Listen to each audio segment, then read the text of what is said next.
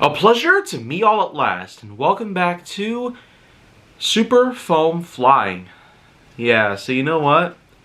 I feel like that of all newer blasters I've ever got to talk about, I never quite felt the necessity to ever talk about such newer blasters, including the Operator. This is pretty much a unique example because, let's just say, a bit of a continuity issue has arisen. The Alpha Strike series was rather infamous for using these weird, cheap designs, simplistic functions, and inability to really work correctly for both marketplace opportunity as well as consumer promise. The Operator here does basically have a lot of resemblance to what the Alpha Strike blasters used to offer, if you could even count them as offers to begin with. They hardly had anything to do with what Nerf really stood for. And even though this in particular has a tactical rail just below the barrel, this is the same kind of hollow barrel design as what we've gotten from the Tiger, one of the earliest models from the Alpha Strike series. Though of course, the following year and a half, around 2021, was when we got the Technician. A bit of a reskin of the Tiger, a remodeling of it, and overall 1,000 times better. Still not necessarily optimal enough, but it can pretty much work by any means. So, of course, another thing to really talk about is the pretty unique color palette. I do like the combination of sky blue, lime green, seafoam in the back here with the stock, and then you have the signature bright orange, which you could probably not tell very well apart from the shirt I'm wearing here, but other than that, I'm not entirely that concerned about what the Operator is based on its color palette. It looks great by any means, and it definitely fits the tone of what Nerf has been going for in recent years. But I feel like, though, that one thing I could probably highlight is the ergonomics. It's probably not the best that you might have seen, but if you can basically handle it correctly, you can get at least some decent feel for it. Stock is pretty sturdy, a lot more so than I would have imagined. And then of course you have, well, priming rod action. It feels pretty smooth. It seems to work fine by any means. And then of course you have yourself an attachment. And when I say attachment, I'm being a little modest here because it just so happens it's fused. You can't remove it. So that seems to be a trope that's more common now than ever. Now, when it comes to firing the blaster, well, we're going to take a couple darts out of the BioSquad Abolisher and just simply see for ourselves how this actually works. And so this is basically what it is. Yeah.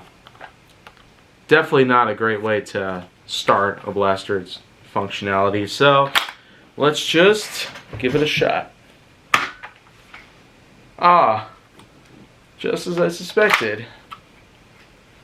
You gotta hold it in so it stays within the plunger. Or just simply press it in and press your luck, because I find nothing worth talking about on that part. Just another one of those examples where sometimes the plunger tube just straight up rejects darts and plunges them to the floor. So I suppose that pretty much covers that. The basic need to ever talk about this blaster is only for minimal reasons. And even though I said it does have Alpha Strike tendencies, I don't quite see that totally in this case. Because this did come as part of a loadout pack, complete with recolorings of the Ace SD1 and even a trio, or trio, however you probably pronounce it, but I've always referred to that as the Triton. But the Ace, Triton, and Operator all together as one in a pretty unique color palette that was a lot different compared to most blasters from its own lineup. Don't I actually find that more appealing than ever? Color-wise, it's great. The combination of nice royal blue, lime green, seafoam green, and the signature neon orange, I'm sure it is. Not entirely sure what his real name is supposed to be, but you know what? I'm not entirely sure about this blaster. It does have screws on one side, so you can take it apart if you need to for modification purposes. There's a tack reel on the bottom, and you have yourself a pretty good ergonomic feel to it. I find it to be rather appealing, really solid in the back, which doesn't seem unusual because it's kind of a necessity to have some nice stable control and the ability to basically have a comfortable feel at all times. Sort of a necessity.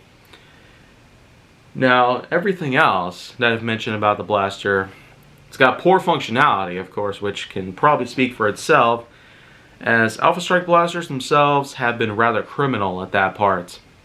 Had really bad ergonomics, an extremely cheap feel. You couldn't take them apart for modification if you ever so wanted to do just that. Plus the color palette was kind of dull. Yellow and orange, that's way too minimal if you ask me. And the operator here might be so much more of an improvement than that. But compared to other Alpha Strike remodelings that Nerf has made to other lineups, not just with the Super lineup, but also with some others that they've done. I mean, Zombie Strike, they practically introduced the Quadrot series. Starting with the Quadrot, and then of course you have the other blasters that have followed afterwards. It's a pretty long running series even today, which is just incredible. But overall, I'm not really going to go in too deep on this blaster. There's just really nothing else you could possibly say. Detailing is alright on all ends, including the vent work and hole work. Then you have all the other little bits and pieces here and there. Nice intricate plastic molding if you ask me. I mean, these little details here are just something that Nerf seems way too capable of nowadays. I do like the color palette, the ergonomic feel, and also for the fact that while it does have the reputation of what Alpha Strike had originally caught on to, it just does not actually hold up that much better. But it's still a million times better than any Alpha Strike Wolf, Tiger, or any other blaster from that lineup. They were just really bad. But this doesn't seem like much of an improvement. And as a result, score-wise, let's just go ahead and give it a 6.0 out of potential 10.1, which is kind of dull, but it seems fair enough. And with that in mind, thank you very much for watching Super Foam Flying, and I hope to see you again soon enough. Until the next time, I got a blaster ready to be reviewed.